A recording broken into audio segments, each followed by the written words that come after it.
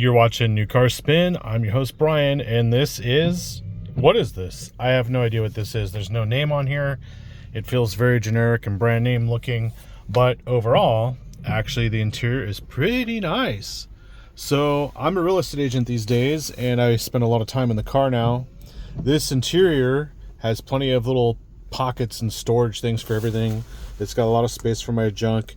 You would look at this interior and go, that's got to be an EV. Nope, you're wrong. And then you're going to go, oh, that's got to be a hybrid. No, you're wrong. It's an all-wheel drive.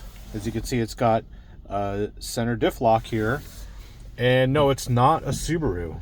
So I want to show it to you first before I tell you what this is. Some of you may know. Good for you. Otherwise, it's got some weird stuff like this gear shifter that you just like put your foot on the brake and rotate forward for drive and rear for park.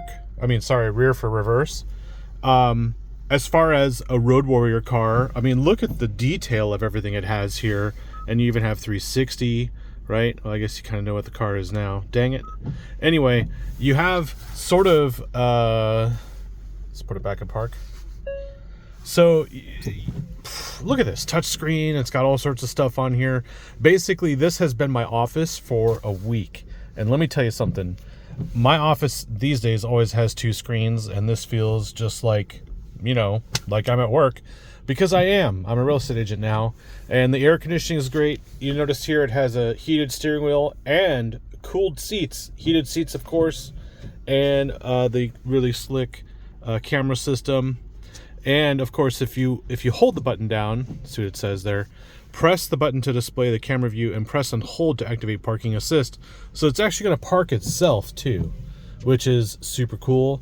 And we have corner view. We could see the front wheels as I turn the wheel here. And this is really good electronic steering, by the way. It reminds me of my 2010 Volkswagen Jetta. Laser precision steering.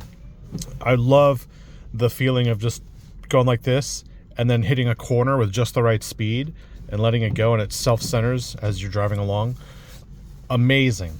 Amazing. And then we go up here, we got the garage door openers, and then a power shade sunroof, a normal size sunroof, which is really weird that it's a power shade. Kind of overkill. Interior wise, pretty roomy back there. And before I tell you what this is, we should go drive it. Of course, we have more space here. And a little weird thing here, this tray comes out. I don't know what you can put in there. Sorry. And then a glove box. Now I looked for the window sticker. I couldn't find it. I'm gonna tell you, I don't know what the price of this car is. I'm gonna guess $38,000. I haven't looked it up. That's not a real speaker either, by the way. And of course, the color is very interesting. This is a green color to me. It looks like a tennis ball, but some people call it yellow. The name has yellow in it. So I'm actually kind of, it's an interesting color because as I drive along, I see like a light there, and it looks like that little blur, that little space there. Sometimes if you've driven an Audi, you get that out of the corner of your eye, and it looks like the blind spot monitoring system's going off. See that little square there from the mirror, that yellow, green? I just feel like that goes off. It's really weird. And then combined with this tweeter here, as your eye bounces up and down, on the road and stuff, just that whatever's happening over there out of the corner of my eye is really funny. I wouldn't say it's distracting. I would just say, what? Is this like I'm back in my Audi again? What is this? Anyway, backing up in here is pretty easy. We have just a ton to look at. We'll go forward.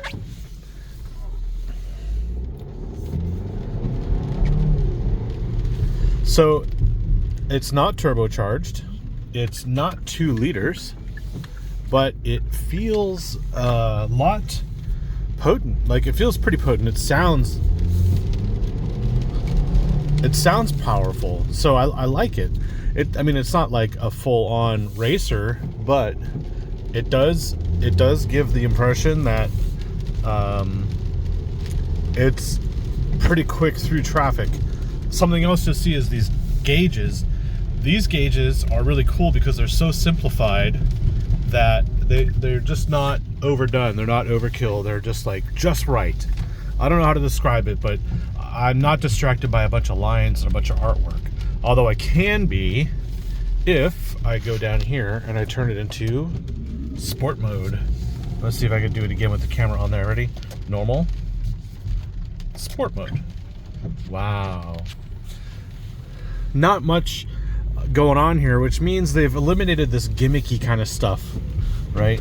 And all-wheel drive seems to be, let's see if I can get into that right screen here. Push this button, get the screen going. Nope, next one.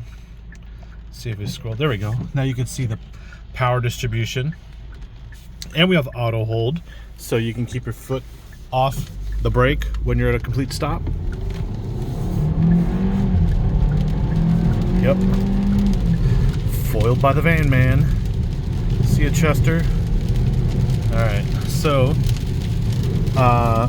one thing I wish they would do differently are the windshield wipers. You can see how the wiper, the passenger side wiper, stops in front of my view and then dumps a bunch of water in front of my view, which yeah, is annoying to say the least, because I have a hard time driving with cars that do that. Volkswagens do it. Really, Volkswagens are the worst offenders. And then here we are in the whatever car I'm in. Actually, let's see what we're in. I'm gonna pull over here. Well, I can't actually. Although I probably could get away with going a little off-road in this vehicle. I just don't feel like getting it dirty. They pick it up in a day or two, and I don't want to be much of a pain for them. They've been really cool to give me this car for the week. Power trunk and power windows. They're auto up and auto down on the passenger, but not on the rear. It's kind of weird, you know. Save 2 cents, I guess. All right, we're gonna go. We're just in a major construction space. I just want to get over to a good spot where I can stop. The tires don't really grip, which is weird because the tires are like Audi caliber size. And what do I mean by that? Let me get out and show you, because there's a lot to show you on the inside, but there's a couple things to talk about on the outside, and once I tell you, you can't unsee it. So I'm gonna try and make this a short, quick, sweet review. Keep it at 10 minutes. Like, subscribe, comment, do all that good stuff, because yeah, why not? All right, fuel economy has been pretty good, although I haven't really been measuring fuel economy. And behold what I think is a modern day Pontiac Aztek. Right about here I see Aztek. I see it right here in the taillights. By the way, those taillights are god awful for the placement, because I think in 10 years you'll see every one of these Konas with broken taillights, because I mean, just imagine shopping carts and stuff. They're going to break those lights. Those lights are not going to last. Any rear end, anything, just goodbye. And these are on Kumho Majesty. They're anything but majestic, but they are 235/45 R19, which, you know, if you put on some real tires, they would grip well, and you could actually have maybe a pretty fun little ride here. But it looks kind of funky. I will tell you, this color, it looks like it'd be good to have on a rainy day, but it elicits anger. It elicits road rage from everyone around me. No one wants to let me in, and when I move over, people want to come around and cut me off. Look at this National Lampoon station wagon. We got the headlights right there. This is the Aztek of Kia's. Hyundai. Trunk. Trunk is powered, which is pretty nice. It's nice and large as well. You have your hard parcel cargo cover. We have a spare tire and a jack. Very small spare tire. And then the floor, I think it's 2 levels. Yep, 2 level. It's all pretty good. Power down. And there you go.